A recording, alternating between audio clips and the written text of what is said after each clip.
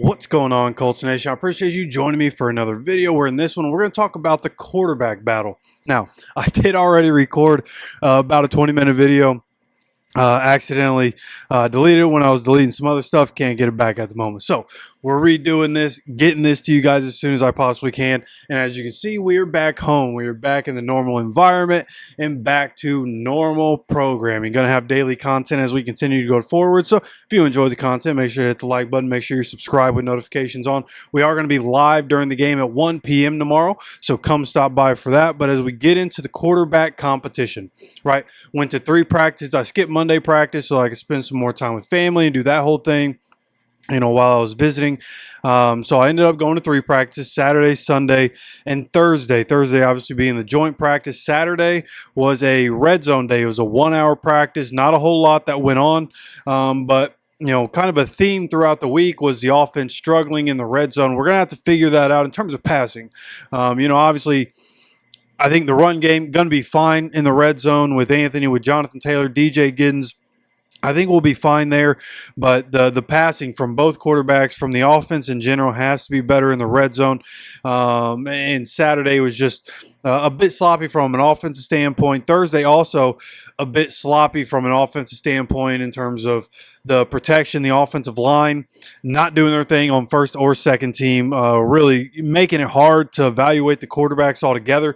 There was maybe 7-8 sacks altogether, maybe even more. Penalties coming in. The offensive line has to figure out where to line up. That can't be a problem in the regular season. You have to line up in the correct spot. There's a very specific way you have to be aligned, and why we're having so many issues with that is beyond me. Too many illegal formation penalties that absolutely destroyed practice yesterday. Just completely unacceptable. So have to get that figured out. And if the offensive line can't figure it out, then the quarterbacks need to be on the offensive line and on everybody on the field. Hey, you need to do your job. You need to line up correctly. I can't tell you where to line up every single play, but they have to do it, and somebody has to step up and get things right. We can't have this same issue going into a regular season. Just absolutely ridiculous what I watched yesterday. But from a quarterback standpoint, right, Sunday I thought the offense did good where they had a bad day Saturday. Did a good job working the entire field on Sunday, and I thought they were much better, right? The defense doing their thing, making their plays. That's what you want to see. You want to see both sides of the ball being able to make plays. And I had to really get myself into the mindset through these practices of this is where we're working on new things. We're working through terminology. We're working to figure out what's going to work for us and what's not. What do we need to trim things down to in the regular season to be great? So trying to take the good with the bad and trying to remember that when there's bad, we don't know all the information. We don't know what it's supposed to be. We don't know how it's supposed to work. But for the most part, I thought Sunday was a good bounce back day for both the quarterbacks. And then on Thursday, I mean, the one-on-one session to begin practice when we had Colts receivers against the Packers DBs, I thought obviously in one-on-ones, generally the receivers are going to win those. But I thought overall, Anthony was making a lot of wild throws, a lot of throws that elicited responses from the crowd. DJ was throwing a lot of stuff that was closer to the line of scrimmage, right? 5 to 10 yards. A lot of short stuff, which is who DJ is. It was interesting that was really all they were working on with him. And then I know in his first 11-on-11 session, it was all runs. I was waiting for them to finally call a pass play in the 11-on-11 session with Daniel Jones when he was working with the twos to start off, and they literally ran the ball every time, which I thought was really interesting for where we went from one-on-ones and then into 11-on-11. Seems like there's a certain confidence with him. And then with Anthony Richardson, they're fine working on different things. So, and I thought that was very telling. I think that in its own right, very telling on where the quarterback competition was. But overall, in terms of the quarterback competition, what I noticed is that with Daniel Jones, there's a certain safety that comes along with him. There's a certain, we know what we're going to get, right? And we know who Daniel Jones is. And as somebody who's always been a Daniel Jones believer, I kind of turned on that throughout this week. Just being able to see it with my own eyes, seeing him work in real time with the team.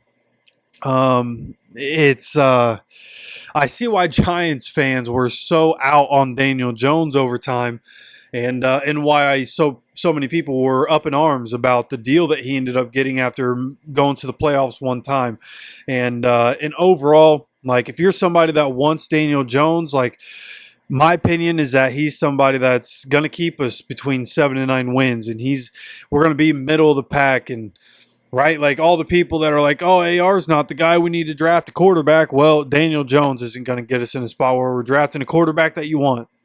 Okay, and Arch Manning's probably going back for his senior year, so he's not coming out next year anyways, for those Colts fans that want that.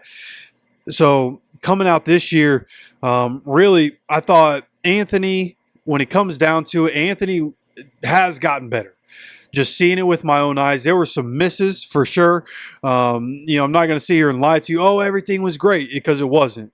Right, and the 11-on-11 work with the second team, there's one throw in particular ended up being intercepted. It was his only interception on the day, but he threw it downfield. And what I liked from Anthony is that he's putting touch on balls, but it's like a kicker, right? When you have a kicker that misses right, and then he overcorrects, and next time he kicks 45, 50-yard field goal, and he misses too far left, right? So Anthony's in a spot right now where throughout this offseason, and he talked about this a couple days ago, throughout this offseason, putting touch on the ball and being able to get the ball, put some touch on the ball down the field was something that he really worked on throughout this offseason. And it seems like he's overcorrecting to that.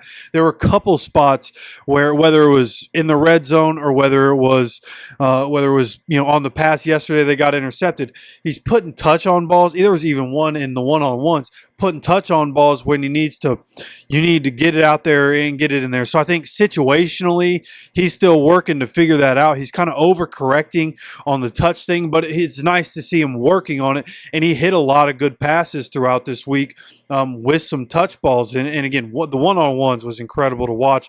The pass to Anthony Gould to finish one-on-ones was in a spot where Anthony Gould had to lay out a little bit to go get it, but it was in the only spot where the DB wasn't going to touch it. It was an incredible pass over the DB, and right there to Anthony Gould in the end zone. Incredible pass. It was like 50-yard pass. Incredible stuff from Anthony in the one-on-one session. And then as we continued to go through practice, I thought he did a good job. Again, the offensive line was an issue. He was under duress all day long, as was Daniel Jones. But there was one point as they went down the field and they got into the red zone, and Anthony, as the pocket collapsed around Anthony, there was a lane in front. I thought he was about to run and just try to get a couple yards out of it. He steps up in the pocket, and as he's running up, Michael Pittman Jr. is coming across the field, comes open for him, and hits him right in the middle of the end zone, back middle of the end zone, a dart right to him. Pittman catches it. And if you're on social media, you've probably seen the videos where he's cradling the ball, kind of like T.Y. did for his signature celebration after he had his daughter. But nonetheless, just a great job right there by Anthony Richardson. He ended up having a bad period with the twos. It was just ugly. There were penalties. There was missed throws. Just overall not great. But with the twos in a red zone situation, low red zone situation. But then he did a good job. I thought he did a good job of bouncing back later. We kind of finished practice in a 2-minute situation. Anthony went first with the first team. Daniel Jones went second with the second team. Anthony did a really good job. There's maybe a minute and a half or so. Didn't look at the time that it started with, but he did a good job finding Pitt, finding Tyler Warren, finding his way down the field, getting into the red zone. And obviously, again, kind of the offense overall throughout the week struggled in the red zone. So when they got down there, they were struggling to move the ball, and typically that's how it works anyways. There's less room for the offense to operate, but they got close enough that JT was able to run it in for a touchdown. And then because we were down 7 in that 2-minute situation, we went for the win. And in this situation, in that 2-point conversion, we find Michael Pittman Jr., AR to Michael Pittman Jr. for the 2-point conversion. And overall, the Colts first team ends up coming up successful in that situation. So started really well for AR. offensive line really made things difficult all day. And then at the end, you end up in a situation, 2-minute drive, when you need to have it, and Anthony and the first team offense get it done. Daniel Jones and the second team offense, as a second team offense, just struggled throughout the day all around. Anthony Gould started with a really strong training camp. This week I watched him drop plenty of passes. You can't have it. He's going to make the team as a returner, but you can't be dropping passes. There were some that were dropped in the bucket to him that he dropped, and you just can't have it. But nonetheless, Daniel Jones, pocket collapses around him, probably a sack, but he's stepping up just like I was talking about with AR when he hits Michael Pittman Jr. for the touchdown. Daniel Jones is looking for somewhere to throw the ball. He tries to once again throw a short pass. 2 defenders right there. Basically throws it right into the defender's chest for an interception in the 2-minute drive. And that's how the Colts offense ends their part of the practice, which was really disappointing. It was really even though, yes, I want Anthony to win the competition, I wanted to see the second team offense, who had a bad day, I wanted to see them be able to go down, do what the first team offense did against the second team Packers defense and get a touchdown there. That did not happen. There was a turnover. Daniel Jones' second interception of the day, that one was his fault. The first one was on A.D. Mitchell. Should have been able to catch the pass, goes off his hands, gets intercepted. Next play, A.D. Mitchell, for as good as a camp as he had the should have had catch that turned into an interception. The very next play, gets hit, maybe a slant. It was a short pass, and he ends up getting intercepted. Somebody walked right in front of me as it was happening, so I didn't see it happen. But he did fumble on the very next play. So a couple ugly plays from AD, with Daniel Jones as a quarterback, which is unfortunate. But nonetheless, in the 2-minute drive, the interception just 100% on Daniel Jones, threw right at the defense, and you can't have that. So overall, like from what I saw this week at camp, AR has gotten better. There's no doubt about it. AR has for sure gotten better. I think at 23 years old, there's things he's going to have to work on, and there are things he needs to be quarterback. I think he's earned quarterback one throughout this process, but it's important for him to be quarterback one and to be able to be on the field throughout the entire season so that he can get the experience of going through the ups and downs. Like, as Colts fans, we need to temper our expectations. We need to know that Anthony is going to come out, help us win games this year, but we're going to be in a situation, right? 2-minute drive, 4-minute drive, where we got to have it and Anthony makes a mistake.